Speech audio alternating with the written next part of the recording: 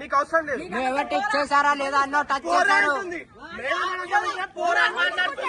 చూడండి పొద్దునే మా అమ్మ మేము అందరం వచ్చిందంటే నాకు ఆ వీడియో వచ్చింది ఇన్స్టాగ్రామ్లో. ఇవాళ 4 o'clock లైవ్ ఉంది, లైవ్లో తీస్తున్నాం లాటరీ అని. ఓ సార్ మన 16వ తారీఖు ఇప్పుడు మార్చారు, 26వ తారీఖున వీళ్ళు మారుస్తూ ఉన్నారని చెప్పేసి మేము ఇమీడియట్గా పోలీసులకు షేర్ చేసాం. పంజాగుట్ట మేము ఇవ్వాలి కదా, మా ఎవిడెన్స్ తెలిసి మేము చెప్పంగానే వాళ్ళు ఏమన్నారంటే మీరు వచ్చేయండి, మీరు వస్తే మీరు కూడా రండి, మాకు తెలియదు గుర్తుపట్టడానికి వచ్చి మాకు డౌట్ వస్తుంది కదా, మీకు తెలిసిన ఫేస్లు ఉంటాయి కదా, మీకు ఎవరు డబ్బులు వేసి మోస్తారు వాళ్ళు కూడా తీసుకురండి. ఆ పిల్లల్ని కూడా తీసుకొని మేము పంజాగుట్ట పిఎస్కి వెళ్ళాం మా కారులో.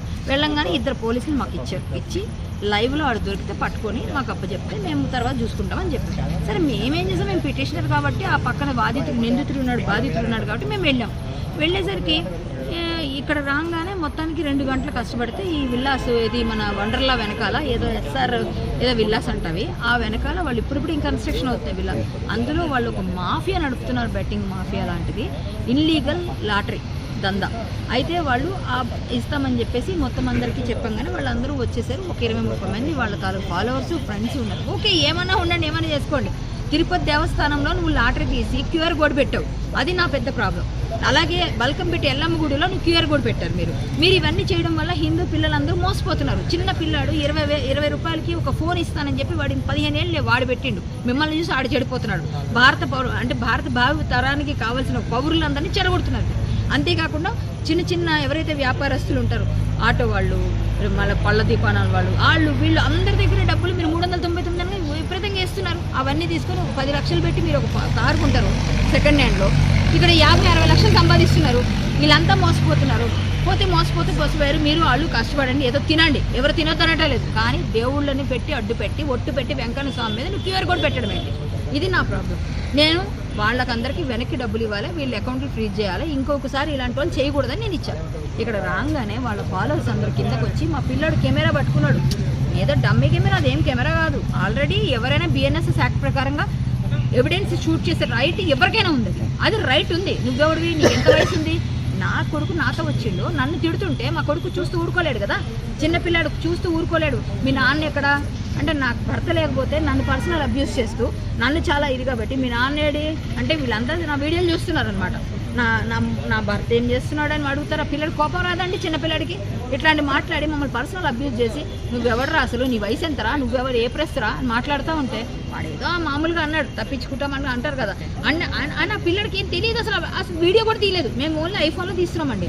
పక్కన పట్టుకుని ఉంటే వీడి మీదకి వచ్చి కొట్టడానికి వచ్చి నన్ను పిల్లల్ని భయంకరంగా అబ్యూస్ చేస్తూ 15-20 మంది అంటే ఎవరైతే దొంగలు ఉన్నారో వాళ్ళ ఫ్రెండ్స్ వీళ్ళిద్దరు ఇట్లా చూస్తున్నారు, వీళ్ళు సైగ చేయంగానే వీళ్ళందరూ నా మీదకి వచ్చింది, కొట్టడానికి వచ్చి తిట్టడానికి వచ్చి చాలా నీచంగా మాట్లాడితే నేను కింద కూర్చొని పోలీసు రావాలి, ఆదిబట్ల పోలీసుని పిలవండి ఈ ఏరియాలోని, పిలిస్తే కానీ నేను వెళ్ళను అని కింద కూర్చుంటే నన్ను నానా రకాల మాటలాడి ఒక ఆడపిల్లని ఇంత ఘోరంగా ఒక న్యాయం కోసం ఫైట్ చేస్తుంటే, నేను ఒక న్యాయం కోసం పోరాడుతుంటే, ఒక దేవుడి కోసం ధర్మం కోసం పనిచేస్తున్న ఆడపిల్లని ఇంత నీచంగా మాట్లాడుతుంటే, ఒక్కడికపోతే ఒక్కడన్నా హిందూగా వచ్చి ఆ పక్కన ఉన్న వాళ్ళందరూ బొట్లు పెట్టుకున్నారు, వచ్చి ఒక మాట అక్క నేను మీకున్నామక్క మీరు ఎంత కష్టపడుతున్నారని ఒక్కడ అనకుండా వాళ్ళందరూ ఒక 15-20 కెమెరాలు మీ మీద పెడితే ఎలా ఉంటుందండి?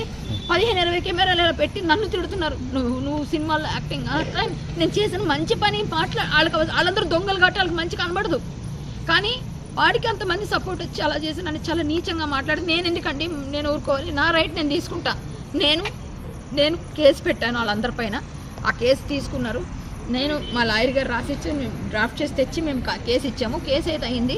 ఆడపిల్లలు ఎందులోని దూరకూడదంట, దూరితే చంపేస్తారంట. ఇట్లా నీకేం చేయాలి మాకు తెలుసని బెదిరిస్తున్నాడు, ఏం చేస్తారో చెయ్యండి అని చెప్పాను నేను. అంటే నీకేం పని, మేము వెంకన్న దగ్గర మేము ఒట్టి పెడతాం, మా ఇష్టం, మా దందాకు నువ్వేం తట్టు అంటే ఏమండి వాళ్ళు ఇట్లా లక్షలు తీసుకుని 6 లక్షలు 7 లక్షలు పెట్టి 10 లక్షలు పెట్టి కారు కొని 50-60 లక్షలు దోచుకుంటుంటే ఇది ఇల్లీగల్, నీకేం లైసెన్స్ ఉందని అడిగాను నేను. లైసెన్స్ లేదంట, కన్నా నా యూట్యూబ్ ఏది ఉందో దానికి లైసెన్స్ కావాలంట వాడికి లైసెన్స్ వద్దంట, వాటి ఒట్టి పెట్టిందంటే ఇచ్చేస్తాడంట. వాడికి ఎంత వెనక లాభం వస్తుంది ఎవరికి తెలుస్తలేదు, లాభం తీసుకుంటున్నాడు కాబట్టి చేస్తున్నాడు, లేకపోతే ఆడెందుకు ఫ్రీగా ఇస్తాడు? వాడెందుకు ఇస్తాడండి ఫ్రీగా? 1 కోటి రూపాయల దగ్గరగా సంపాదించి మాకు తెలుసా? ఫ్రీజ్ చేయండి అకౌంట్స్, ఇందులోంచి ఎవరెవరికి పడ్డాయో ప్రతి క్యూఆర్ కోడ్ నుంచి ఎంత పడ్డదో అందరికీ తీసుకొని అందరికీ డబ్బులు వెనక్కి ఇవ్వండి. ఇలాంటి వాళ్ళు ఇంకో పెరగకుండా అందరినీ అరెస్ట్ చేయండి. వీళ్ళందరినీ కట్టడి చేయకపోతే ఈ హైదరాబాద్ నుంచి ప్రతి జిల్లాకి పాకిపోతుంది. ఇది ప్రతి రాష్ట్రానికి పాకిపోతుంది, మొత్తం కొలాప్స్ అయిపోతుంది. బెట్టింగ్ యాప్లు ఎలా కాపారో ఇప్పుడు కొత్త దందా ఇది, కొత్త మాఫియా మొదలైంది. అడిగిన వాళ్ళని ఇట్లా కొట్టడానికి తిట్టడానికి వస్తున్నారు.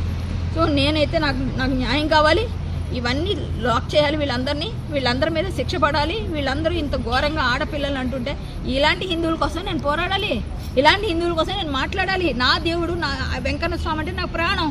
నా వెంకన్న స్వామి నువ్వు క్యూఆర్ కోడ్ పెట్టావు, బల్కం పెట్టి వెళ్ళమంటే మాకు బోనాలు ఎత్తుతారు, అక్కడ మాకు ప్రాణం. మా బల్కం పెట్టి వెళ్ళమ్మ దగ్గర నువ్వు పెట్టావు, నువ్వు పెట్టిన దానికి నేను అడగకూడదా? మీరందరూ నిద్రపోతున్నారు, అక్కడ ఉన్న వాళ్ళందరూ నా మీద ఫోటో పెట్టి వీడియోలు పెట్టి వాళ్ళను నేనేదో తప్పు చేసింది అలాగా. నాకు అది బాధ అనిపిస్తుంది. నేనేం తప్పు చేయలే, నేను న్యాయం కోసం పోరాడుతున్నా.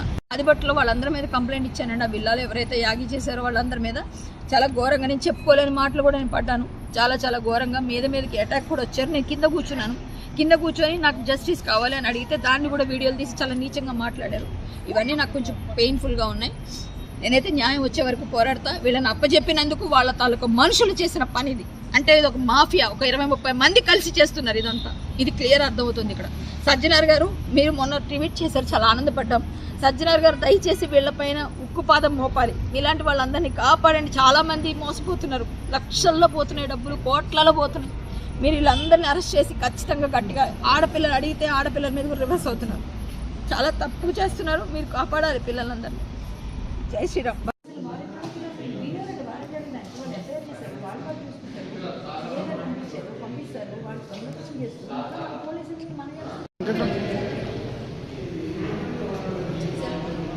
క్రాంతి పైకి